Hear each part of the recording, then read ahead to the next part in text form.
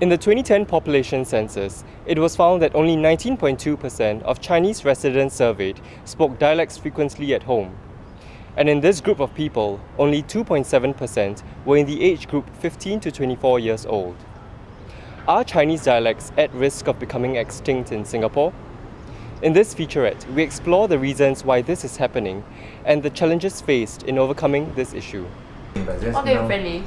No lah, just go and play only, but now it's cancer. They play at night, meh? This is a typical Singaporean household where conversations are carried out in English. Nowhere.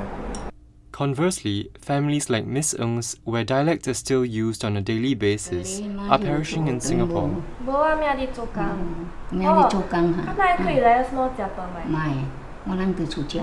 Actually, I'm very fortunate because I live with my grandparents since I was young, so I naturally picked up Hokkien by interacting with them. And I think it's a more heartfelt way of communicating with them as well. And it also allows me to learn about my culture, and it's something quite close to my heart. I wish more young people nowadays they can converse in dialect, but I think a lot of them think that it's an uncool thing to do. So it's a pity that a lot of young people nowadays they don't converse in dialects anymore.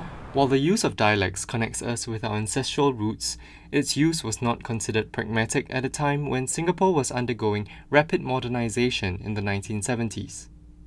In 1979, the Speak Good Mandarin campaign, launched by then Prime Minister Lee Kuan Yew, encouraged Singaporeans to use more Mandarin and less dialect because it holds more economic value. It is also a common language to unify the Chinese community. Despite the decline in use of dialects over the years, certain groups such as Singapore Hoi Chau Wei Kwan have held activities aimed at bringing members together to preserve this dying culture and to ensure succession in future generations. We speak to these organizations to find out more about their opinions on this trend. Partly because of the government policy, last time we used to have a television, you can listen to the dialect, or radio fusion, you have Cantonese, Hokkien, and Kate or Hainanese in telling the story and everything. But lately they only also have coming out again the dialect, but only in the news only. So during our time, we can from morning 7 o'clock until evening or midnight, we can listen to all the opera and everything in dialect. We also need, as they say, everybody in Singapore, the renewal of the association, we need to new blood to come in, youngster to come in, to carry on it, because this is a culture and also the thing from the old ancient people to pass down here. We have to continue the thing, to let it go on. I think the government also support this thing, but only thing is they don't support you at the front. They only okay when you organize this and that. It is indeed heartening to see groups like the Singapore Hoi Chau Wei Kwan actively bringing back the use of dialects in Singapore. However, what does the future hold for dialects in Singapore given that it is slowly becoming an extinct language? We speak to sociology professor Chua Beng Huat from NUS to find out more. The death of the dialect, so to speak, is a long process, largely because of economic determination. Also, of course, the BAP had a very heavy hand in killing it by banning it in broadcast. I think that's very serious because children stop hearing the language. Parents also don't know. Parents go to formal school education. They start using Mandarin English at home. Even very bad English, they use English at home. Right?